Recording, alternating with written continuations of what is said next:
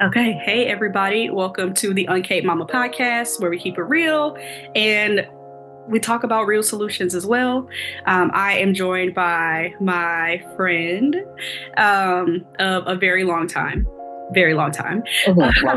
Arija Israel. We're going to do something a little bit different today. But before I get into all that, let me pass over to her. If you've been listening to the podcast since the beginning, so a little bit over a year ago, she was my first guest. So it makes sense for her to come back and chat with me today about something that's real. This is unscripted as well. So this is different. Not like the other podcasts are like scripted, but I at least have a plan. I don't know where this is going to go. We're all taking this ride together. So Miss Israel, please tell us about you, where people can find you. And then I will tell them more after your intro. Absolutely. So I was actually going to say I was your first guest on Uncaped Mama, in case they didn't know. So they should know me if they've gone back. Yeah. But I am Arija Puah. I am a certified breastfeeding specialist, a birth doula, soon to be a mental health therapist for moms. I am also a wife of almost 17 years now and a mother of 7. I don't know how I got there, but I am there. Yeah, so that's me in a nutshell. 7, yeah. Yeah. I don't know. Those 7s can't escape you because the first one, remember we made a big deal. We're like, oh my gosh, it's 7. Yes. 7. And now that child just graduated from high school. Just graduated high school. Yes, she's 18. So I have an 18-year-old and a 5-month-old. Yeah. What were you thinking? No, I'm just kidding. Listen, I need to be in therapy, okay? Immediately. It's a good thing. It's a beautiful thing. It's a big, beautiful family. Yes. Those children are amazing. So kudos to you and hubby, your bestie. Thanks. Yeah, thank you for joining me on this podcast. So this episode, we are going to talk a little bit about mental health and burnout and some things that like I'm actually experiencing in real life. And so I thought about you because I knew that you had like just finished your courses and this is something you've cared about for a long time. I remember when you got your master's, was it your master's degree? And it was like family counseling. Was it marriage and family counseling at first that you were studying? Well, that's what I went to school for in the beginning. Okay. Yeah, and then I had a bunch of kids and a family, so I switched to higher ed. So it was a master's of education for higher education. Okay, got it. Because I was like, I remember you wanted to do something like related to this, and so like it's kind of bringing you back in a place where I feel like you're going to do amazing. You're already doing amazing. Absolutely. And I am a mom with some stuff going on, so I'm glad we get to do this like live session here with you. So that one, my goal for this is that people can see what it's really like. I want it to be a model of just like talking to someone that you trust about what's going on and ultimately getting to some solutions. So I'll probably do a follow-up episode based on the homework or next steps that I know she's going to give me. Absolutely. And let y'all know how it's going. So I'm passing it over to you. Let's jump in. Yeah. So the first thing I want to say is this is not a therapy session. So full disclaimer, this is not a therapy session. This is a more of a coaching session. Therapy sessions are typically private, confidential. You would not find a real session online. There's lots of things that get talked about that you don't, just want all over the internet. Really, it's like a legal issue. So this is definitely not therapy.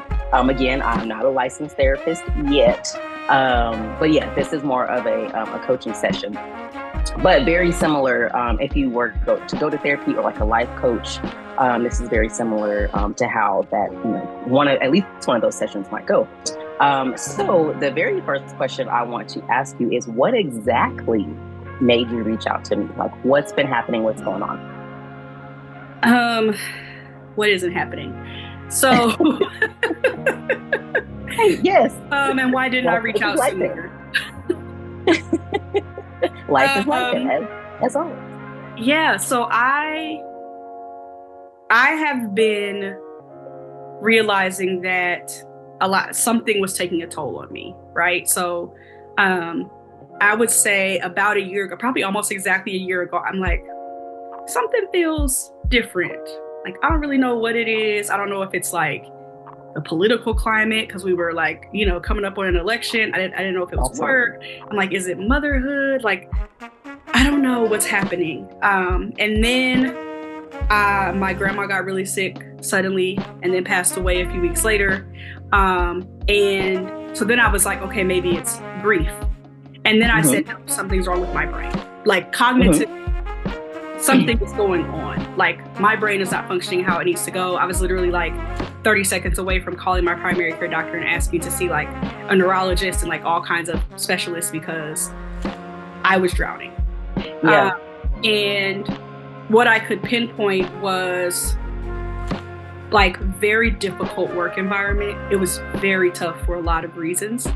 And at home, I felt like I was doing everything and not getting a result. Like I was always like triggering somebody or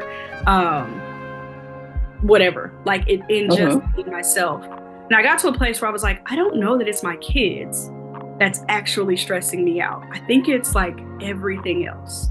And so that's what really made me say, like, let me reach out to somebody that I trust, because I know burnout, like from work and probably life in general, was a part of it. I know grief is a part of it. I know the state of the world because I'm just like a caring person. You see stuff happening to folks, especially the weather, right? Because I know so many places, there's just like this constant concern and feeling helpless. And I know that like weighs on you mentally as well. And I have a 2-year-old. Yeah. I have a 2-year-old and a 3-year-old, right? So I feel like postpartum period like may not have even been over. I'm not sure technically if it is now, but I definitely don't feel like myself. And I feel like, I'm giving advice to people that I truly believe in, but when it comes to me like putting into practice, it's taking work. Like I'm starting it, but then I'm like falling back into either old habits, and then I'm beating myself up because like, oh, you didn't work out today, and oh, you didn't drink enough water yesterday or whatever. Listen, so, yeah, you're doing a whole lot right now. I love it. So I'm taking notes. Yes, because you're hitting on a lot of things. One thing that I will say is, and I don't know if we've ever talked about this or if you ever heard about it, but weathering. It's literally the effect of the environment, the political climate, your everyday life, motherhood, work, all those things. It is literally wearing our bodies down. And I believe weathering kind of came about like thinking of the same things I mentioned, but also like slavery, the effects of slavery, the effects of systemic racism. Like all of these things are constantly wearing us down, especially as Black women. And they've done research, and for Black women, we are actually, our bodies are biologically older. I'm saying this wrong. We are basically, our bodies are older or feel older or portrayed to be older than we really are because of all these things that are happening. And so that is something that a lot of us experience, whether it's Black women, or Black men, Black and brown men. So weathering is a crucial aspect of our everyday lives.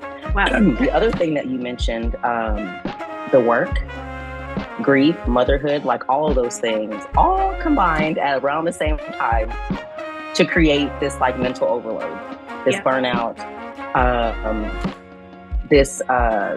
the whole, like cognitive challenges, not feeling like, your brain is working properly. You can, think of that as fatigue. You can think of that as really like depletion. Yes. So you basically like become depleted. And yes, you're still postpartum. So the technical time frame for postpartum is within the first 12 months. But how we're always postpartum. If you've had a child, you're postpartum. And then things can come up at any time. So it's not like once you hit that 12-month mark, it's like, oh, things are just going to be magically great. No, your 2-year-old could be experiencing things. Your 5-year-old could be experiencing things that affect you and affect your child, your relationship, all those things. So I personally don't think we're ever going to be out of like postpartum in this type of like heavyweight type of situation until maybe they're like adults and they're, then they're kind of on their own. Like, yes, things will happen when they're adults, but it won't weigh as heavy on you as, this child that you're having to care for. And really at this point, 24/7. Yeah. So that's a lot of things all balled into one. So yeah, that's a lot. So right now, are all three of those things draining you? Work, motherhood, and still grief? Well, work or is not one greater than the other? Work is not anymore. I'm shifting. Like, I'm in a period of, my last day of work technically was Friday.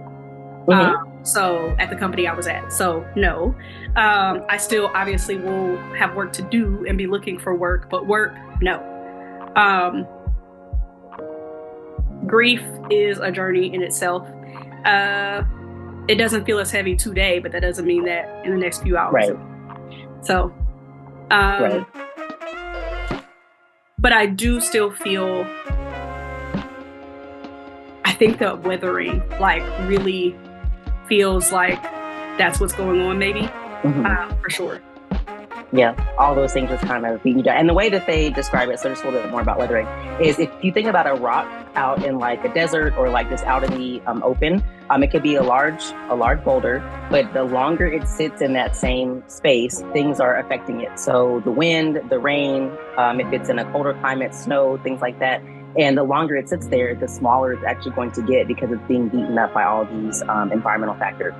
And so that's the same thing that's happening with us. All of these things that are going on in our lives are kind of like beating us up, beating us down, and causing stress, anxiety, fatigue, frustration, the cognitive challenges, the mental fog, mommy brain, as some people have called it. And I've definitely experienced all of that, still experiencing mommy brain, of course, with the 5-month-old. So yeah, I absolutely understand the difficulties in all of that. So when do you feel the most calm, or when do you feel the most light, or like clear-minded, clear-headed? I think when I don't have anything to do. So when there's, or I have a small number of things to do that like I know fill me up. So for example, today I had to, take my son to speech therapy and occupational therapy. And then right after that, I dropped him and his sister off at school, but then she had an optometrist appointment in the afternoon. So, and we had this recording planned. So I'm like, that's how the day is going to be, a little overwhelmed. Before we got on this call though, I cooked and I felt it was like a 10-minute meal. But like the only thing I had to focus on was that meal while like my daughter was coloring. And so it was like, I feel good right now. So, so when I have things like cooking, maybe going to see a movie, going to a museum, maybe meeting up with a friend for coffee, or even sometimes like if I'm going to work on something creative, maybe I'm recording some content, or I know I have a podcast recording coming up, like that, I feel lighter. Yeah, like your fulfillment. Or just talking to friends. Sometimes your fulfillment areas, your self-care. Yeah, all those things that are closely connected to you. So friends, your children, cooking, the podcast is clearly a passion. So those passionate things that are, connected closely to you, almost like deeply connected to you, versus things like work, or even, it doesn't even have to be work. If it's grocery shopping, like that's, most people don't like grocery shopping. That's I don't really like shopping. Just something that's kind of like, out there. Yeah. So you don't like shopping, period. Like that's just something that's out there. But the things that are like deeply connected to you, the passions, the fulfillment, the purpose, are the things that are making you feel, feel more calm, more, almost want to say, more like in tune with your body, your emotions, your feelings. Because you said you were cooking, you're like, I'm okay right now. Like, I feel good right now. So you were in tune with what was happening mentally, physically with your body, which is called, actually, there's a term for that, somatic therapy. It's where your body is connected to your thoughts and your mind. That's another type of therapy that people can, or that therapists often use. So there's cognitive behavioral, where they're trying to get you to understand your thought processes and changing it to be, from a negative to a more positive. There's the somatic therapy, where you're connecting your thoughts and your feelings to your body sensations. So if you're, very anxious, where are you feeling that in your body? Are you tense? Is your neck tense? Is your stomach hurting? Are you grinding your teeth? Those types of things, and kind of like working through those things. But something else that you mentioned earlier was saying, you might have a lot on your plate if things, don't happen, or if you plan to do something and it doesn't get done, being hard on yourself. Mm-hmm. And so there's another type of therapy called self-compassion therapy. And so that's getting you to really understand that although, yes, like these things happen, be gentle with yourself. So yes, like you were working a full-time job. You also, as a mother of 2 very small children, experiencing grief, all of those things combined is a lot of weight. So, to say, yeah, I had these things to do on my calendar, but none of it got done. I'm going to be a little bit gentle with myself because I have all of these things going on, even though I wanted to do all of these other things. So it's like it's a delicate balance between all the things that are happening. And a lot of times we definitely, and I am speaking for myself as well, are not gentle with ourselves at all. Like something doesn't happen and it's like, dang, like it's another day. I didn't get it done, or I didn't prioritize, or I didn't plan right, or, I let something come up, or, I let something take me out of, my normal self, whatever, the case may be. But I think as women and as mothers specifically, we have to remember that we're doing a lot.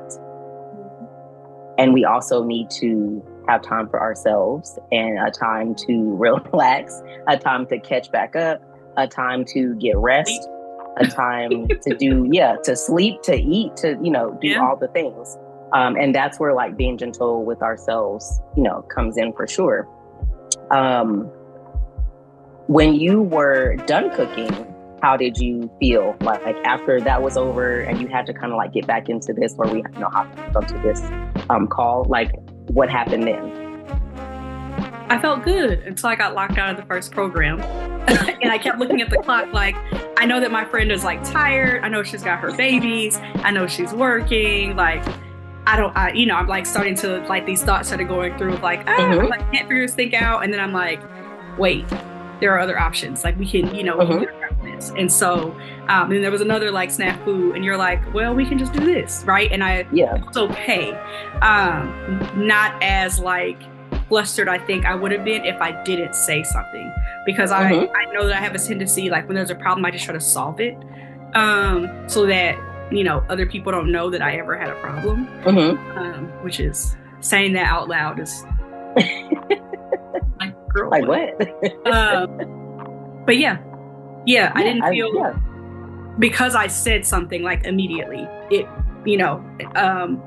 I think I didn't feel as like anxious as I think I am probably any other time, where I either feel like, there's pressure on moms. So I either feel like if I say I need help, or I forgot something, or the day got away from me or whatever, there are these expectations where, folks are like, oh, how did you forget to do that? Or, oh, that sounds like an excuse. All you're doing is making excuses. And I'm like, it is what it is. it just is. Yeah. Yeah. Like there's so much out of our control. But I will say, you said trying to, create a solution to a problem. And I will say sometimes we're creating solutions to problems that actually aren't even there. Like there was an assumption that because you're looking at the time, you're like, these things are not working. You were worried about me. I was fine. Like, I was good. Right before this call, I was going to take a nap. I'm like, I need to go to sleep. I am tired. But there were other things that I had to do as well. And I will say, I also was trying to, last week when we were trying to record this, create some, I don't even know I'll say create some solutions, but in my mind, because we kept rescheduling, I'm like, this is becoming an issue. Like, I'm taking time out of, like, she, planning her schedule, taking time out of her day to, do this recording. I'm rescheduling. This is becoming like an issue. So let me just pick it, like, let's pick a date and we're going to stick to it, even though we rescheduled the time this morning. But I was like, I don't want to reschedule the day again. Like, yeah, maybe we'll push the time back, but I don't want to reschedule the day again. So there was an assumption that I was making that I was creating, this issue with you and your schedule. And you're shaking your head no, like, no, it's fine. Yeah. So we do that too. Yeah. Like, that's just, that's something else that we do. So I say that to say, sometimes we're putting these burdens on ourselves that we didn't even have to. And like you said, communication. So communicating, is this, going to not upset you? You could ask that directly, but in this situation, like, is this a burden for you? Is this an inconvenience for you? Versus just automatically assuming that it's an inconvenience. But yeah, when you were like, I can't get logged in, I'm like, it's fine. I'm here. I'm waiting. And definitely like waiting because I already rescheduled twice. Or actually 3 times, technically. Yeah. So yeah, like, of course I'm going to wait, a few minutes for you to get logged in. Like, not a big deal. So yeah, our brains just kind of go everywhere. And they just keep going. Yes. And sometimes we just have to shut them off. And that's where that self-care and, those things that you're passionate about and that fulfill you really I really feel like come into play. Because your brain does kind of just, for the most part, shut off. Of course, you might be thinking of things in the back of your mind, like, oh yeah, tomorrow I have this, or the kids have this, or, oh, I forgot about this. But for the most part, you're shutting your brain off to enjoy the moment of whatever it is that you're doing, as long as it's fulfilling and it's something that you're really, really passionate about. Yeah. I will say I'm getting better about not thinking so far ahead, because I was always doing that. So I still I'll sit with my planner and like plan out the next 2 weeks. I'll get stuff on the calendar at the beginning of every month, like our kitchen calendar. I put all the big things on there. But then I make sure everything's on the calendar when something comes up, and I look at the next day instead of, especially on weekdays, what's coming up the next day, instead of being like, okay, what's coming up for the entire week? Right. Tomorrow. Okay, cool. Yeah. And I won't even look at it until like bedtime. Yeah. Or I'll look at it first thing in the morning the next day. Or like, not first thing, but like one of the first things I do after the kids get dropped off, because I think I was also like, oh, I have this, I have all this stuff coming up. And trying to do a lot in one day, especially when I realized I was reaching burnout. Then I was like, well, now I'm messing up. Or now I'm literally not showing up as my best in anything because I'm tired. And I'm making myself more tired by trying to like think months ahead. And so you now touched on 2 more things. The first one is how many things you can really get done like in a day. So I was watching like an Instagram reel. I can't think of her name right now. I think it's like Maddie something. But she said that realistically, we can only get like 3 priorities done in a day. And that makes sense. Like, the more you try to pile on, it's not going to get done. Other things are going to come up. You're juggling so much. So really setting like 3 priorities for a day is like gold. And if you even think about like planners and things like that, typically at the top, they'll say like today's priorities. It's only space for 3 things. Yeah. Like sometimes they'll go to like 5. But I don't think I've seen too many where it's like more than 5, like 5 or 6. But really mentally, we can only really handle like 3 main priorities a day. And when you start to just focus on 3 things, I feel like those three things can get done and you feel better about your to-do list, like your day, your to-do list. It's like, I got these three things done versus having a list of 20 things where you only got three of them done. Like the perception is totally different from having a small list that actually gets completed versus this long, drawn out list. And it could be 20 things for the week, but divided into days. 3 things here, 3 things for Monday, for Tuesday, for Wednesday, like break it up so that you're not trying to do everything in a single day. But then it goes back to like that self-compassion. If it doesn't get done, rearrange, move it to the next day, figure out how you can incorporate, it somewhere else. Like literally as humans, we can only do so much. You know what I'm saying? So yeah, that's one thing. The second thing is decision fatigue. So I've seen that a lot, where people are burnt out because they're having to make so many decisions like on the spot. Yeah. So you're waking up and it's like, oh, what do I eat for breakfast today? What clothes do I wear? It's like if you probably would have planned it yesterday, it wouldn't be so heavy on you today, because now you're adding the food, you're adding the clothes, but you're also going through your normal day and having to make decisions as well. Yeah. So as much as you can cut the decision fatigue down, it's a little better like on your mental, just, being overwhelmed and being exhausted from all the things, that are happening. So what is in your control, try to control it so that way when things are, happening that are out of your control, it's not taking so much of a toll on you. That makes sense. Makes total sense. So good. So how are you feeling so far? So far, I don't feel crazy. I'm like, oh, okay, these are like real things that folks have studied. Yes. It helps me to know that like, okay, people have studied it, that I'm not alone. And yeah, I'm like, okay, yeah.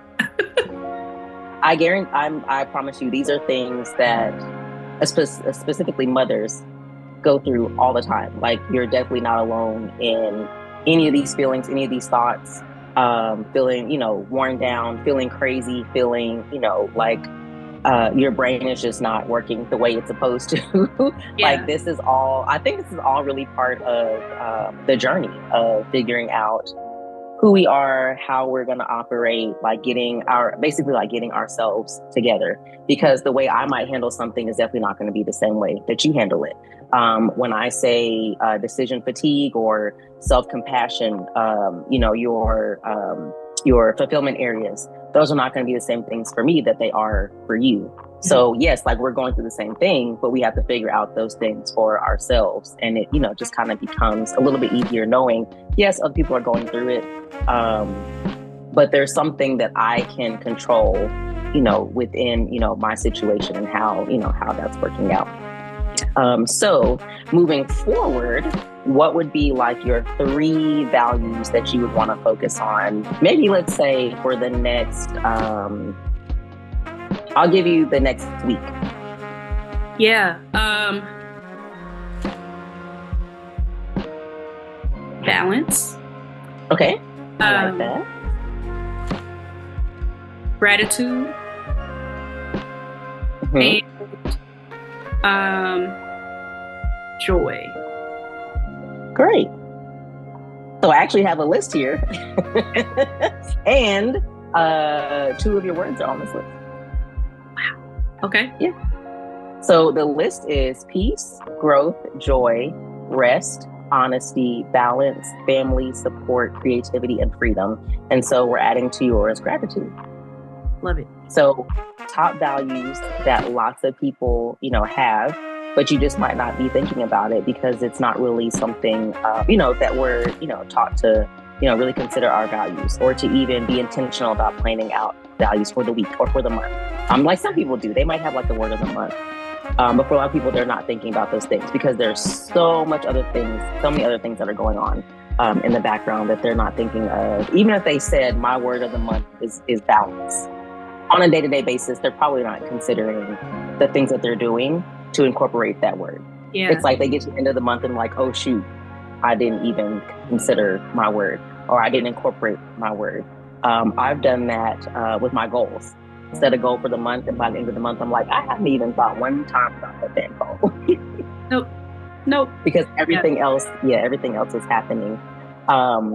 So when it comes to joy, balance, and gratitude, how could you, just for the next week, incorporate some of those things into your daily life? Yeah, I think for joy, I want to tap back into the things that I liked as a child. I don't think they've gone away. I think I just haven't done them. So like I was supposed to take myself to the museum like 2 weeks ago. So I think I'm going to go to a science museum because I'm a science nerd. When you were talking about weathering and you described it, I was like, oh, that's erosion. Little child Dom was like, erosion. Yes. So I'm like, there's like great museums around the area. So I want to go to a museum. Hopefully I won't encounter too many kids. So that's one thing. I think also reading. I always loved reading and researching. So those two things for sure. And then I'm already going to be cooking every day. That's the other thing that really makes me, brings me joy, especially because I also get to feed my household. And that is literally one of the ways I show love. Like when people are going through stuff, I'm like, I don't have much money, but here's $5 for a treat. Cause food is love. So I'm I want to keep doing that. For gratitude, I compare myself to other people a lot, and I don't realize how successful I am, or how I'm literally living prayers, past prayers. And so even in the midst of not having that job anymore and kind of in the space of what am I going to do next? I just want to practice gratitude. So just writing down just prayers that are just thankful. And grateful, but then also writing down before I go to bed every night, what are the 3 things I'm grateful for that happened today. An example of that is I've started a content challenge where I'm okay, on my Uncaped Mama pages, I'm going to be either writing or creating a video, or actually writing and creating a video that's based off of my writing every day for 30 days. And I looked at my numbers and I was like, okay, cool. On TikTok, I got, this many views and this many likes. So that's cool. I wish it was more. My brain was I wish it was that many, it was like that last night. It's not too much different this morning. And then something was how about you research what's a good ratio? What's a good views to ratio? And I did, and I was oh my gosh, I'm over that ratio. Which means my videos are gonna keep getting pushed out as time goes on. And I was grateful.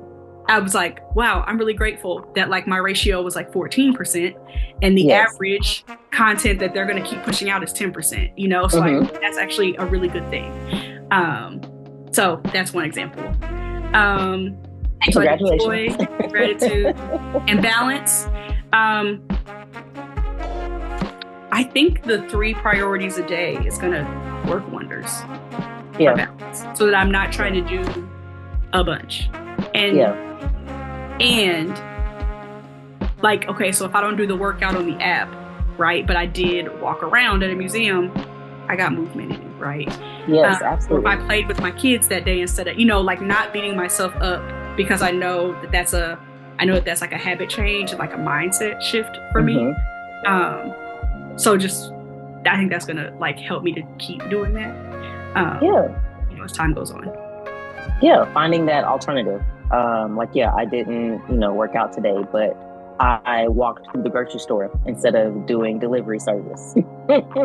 Or even if I did the delivery service, I was chasing these kids around the house, or, I did something, that could count as movement, or even if it's breathing exercises, just something to calm your body down, to calm your mind. I think finding those alternative things is really beneficial as well, because we get stuck in this, it has to be this way, or it's a failure type of mindset. And really, there's just so many ways. What do they say? There's so many ways to skin a cat. So the kind of approach, taking that kind of approach as well. But I think, definitely checking in with yourself before you go to bed. Thinking, your gratitude. What were you thankful for today? Pre-planning for the next day, even if it's just meals and what you're gonna wear. That's two things you don't have to think about, for the rest of the day. It's already, kind of planned out. So reducing your decision fatigue. Again, self-compassion, making sure that you remember that you are a great mother, that you are doing, the best that you can given the circumstances, all the things that are going on. I know I've seen a lot of your posts about the grief that comes and goes, and knowing that it's not a one time and it's done thing. It's gonna come and go, so you're already applying that to your situation, to your life. You're not saying or beating yourself up when grief comes. You already know it's going to come and go. So it's the same thing with the things that happen with motherhood, the things that happen with work. The things are going to come and go. Where can you extend a little bit of grace to yourself to not, beat yourself down because everybody else potentially, already is, especially if it's like related to work. Things are just kind of, heavy. It could be family. It could be, whatever. A lot of things are already beating you down. You don't need to beat yourself down on top of it. For sure. So I want to end with a little statement. So I want you to complete this sentence. So even when I feel blank, I am still blank. Ooh, okay. Even when I feel defeated, I am still a great person. Ooh, yeah.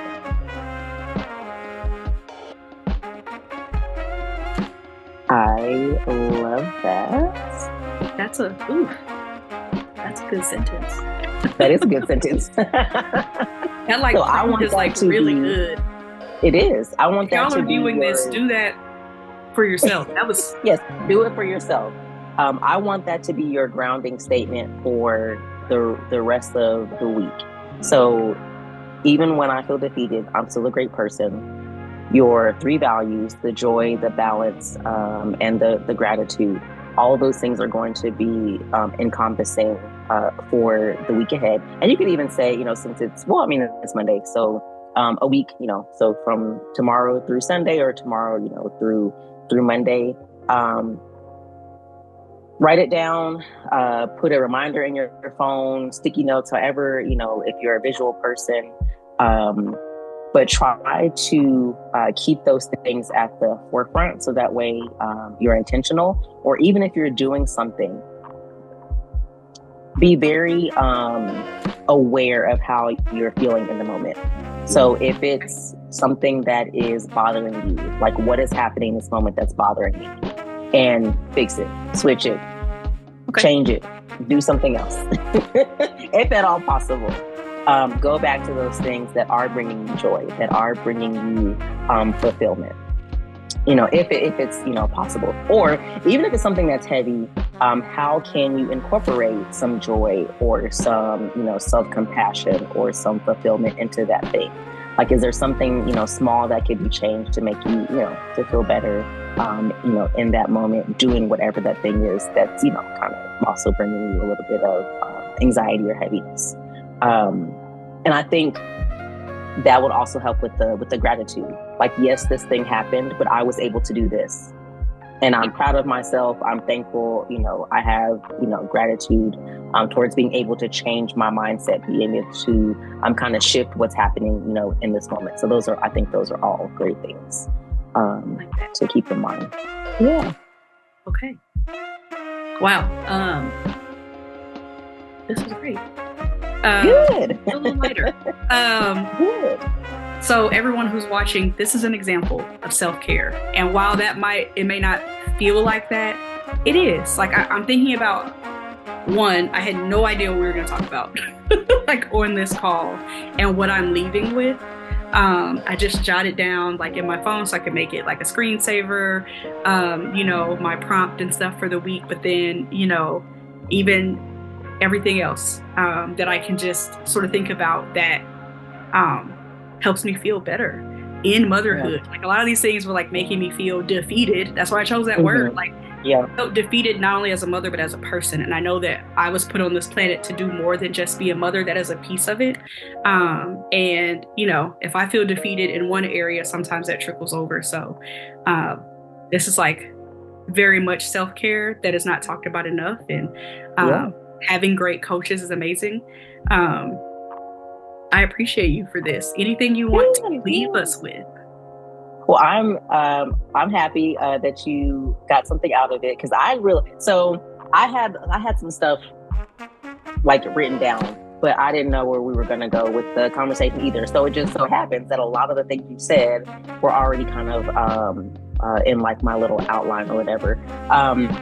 But I will say that when it comes to, and this is for people that are like looking for a therapist, looking for a life coach, or whoever, when it comes to looking for I'll say a provider, because this even goes to finding a doctor, whoever, you should interview that person, or there should be some type of consultation like in the beginning. It might only be like 15 minutes, but there's a lot that you can learn, like whether you connect with somebody in 15 minutes. Mm-hmm. So that's typically how like therapy, like initial consultations will go, like a 15-minute chat. Tell me, like why you're wanting to seek therapy, those types of things. But you can feel a connection or not with that person. And so, although there was like a lot of talking, especially like for me, like, back and forth talking, some, therapists don't do that. Some life coaches, don't do that. They leave a lot of space for the other person, for the client, to talk. And sometimes you may not really know what you want to say, or you're just trying to like vent, get everything out. Those are things to like ask, what is your method of, therapy? And sometimes they'll have it on the website too. They'll like tell you like what their methods are. Do you expect me to talk the most? Are you going to, talk? All those things, some people might need a little bit more, talking. Some people might need a little less talking. They want to do all the talking. So I'm just, saying, find your right person that you connect with. It might be 5 to 6 people that you interview, before you, come to that one person. But I have seen several comments like on TikTok videos where they were like, yeah, I did not like my therapist, I fired them, or my therapist said this to me and I left, I didn't feel comfortable. And then they just kind of stopped, going to therapy, which was their help. And so if you feel like that is where it's going, find a new person, or talk to the therapist and let them know what happened. Maybe they can correct it. You might be, put off by what happened that you do want to find a new person. But definitely advocate for yourself and what you're needing from that person. Don't let that be the reason that stops you from becoming, this better version of yourself, because there's too many therapists out there to choose from. Unfortunately, only 5% of therapists, are Black, but we are seeing an increase in Black therapists, coming up, and sometimes they're just hard to find. So, there's different, websites that you can find therapists on. There's Black Girl Therapy, there's BetterHelp, there's Psychology Today. If you are wanting someone to talk to specifically about issues with like maternal, so motherhood, pregnancy, postpartum, there is a organization called Postpartum Support International, or PSI. They have a directory on their website of different people who are trained and certified to help you also in those areas as well. So there is help out there. I feel good. I feel good about where these things are going, specifically for Black and brown mothers. But yeah, definitely reach out for help if you need it. Do not be afraid to talk to somebody. And, like I said, just become a better version of yourself. All right. Well, thank you for this session, this like coaching session where I literally had to take my cape off. Which is like the whole point of Uncaped Mama to begin with. I really appreciate you, doing this for me and with me. just so y'all know, I just like had the idea, like, I'm like, I really need something. I know she's studying this, like, maybe there's like some way that we can make this work, you know, where she's not in violation of anything. And like, you know, same thing here, right? Where like, I don't have to spill my entire life, right? I can be authentic and genuine and honest. And again, like I said, I didn't know where it was going to go, but I think it went well. And I'm grateful. So we will be rooting for you as you finish your hours and get your licensure. She does a lot of other great things as well, but she's trying to finish her hours. Okay. Yeah, this is the focus. But we'll make sure everything is linked, you know, all those resources are in the comments, and your website and all that kind of stuff. Thank you again. Thanks. Yeah, thank you. And I'll be checking on you. I'll be checking on you, your statement and your values. I'll be checking in with you to see how your week is going. I know you will. And I will probably just do like a solo episode next week to tell y'all what happens. So I love that. All right. Thank you all for joining this episode of the Uncaged Mama podcast. Feel free to watch this again, share it with friends, like, subscribe, all those good things. Check out the links in the description, and I'll see you next time.